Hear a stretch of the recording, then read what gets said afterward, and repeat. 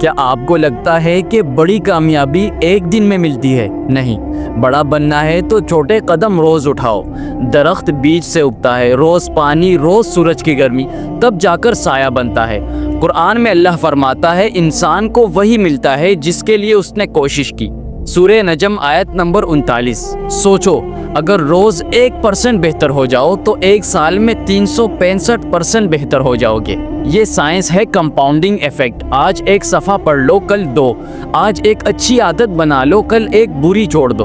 یہی اصل طاقت ہے۔ اسی لیے چھوٹے کاموں کو چھوٹا مت سمجھو۔ جو آج سے شروع کرے گا کل وہی بڑا بنے گا۔ لیکن لوگ کیا چاہتے ہیں؟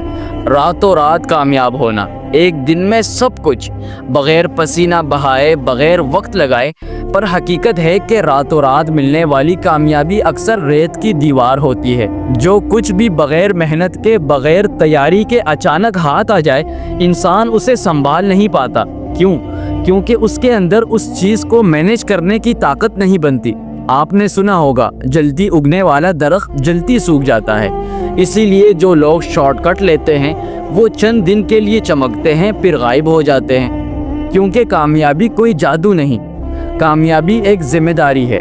جو اس کے لیے تیار نہیں ہوتا، کامیابی اس کے ہاتھوں سے پھسل جاتی ہے۔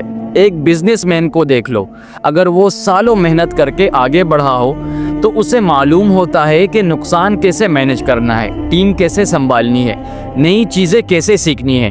لیکن جو شارٹ کٹ لے کر راتوں رات اوپر پہنچتا ہے، اگلے دن ایک چھوٹا سا مسئلہ اس کو واپس زیرو پر لے آتا ہے۔ کامیابی درخت ہے اور اس کی جڑیں وہ عادتیں ہیں جو تم روز بناتے ہو۔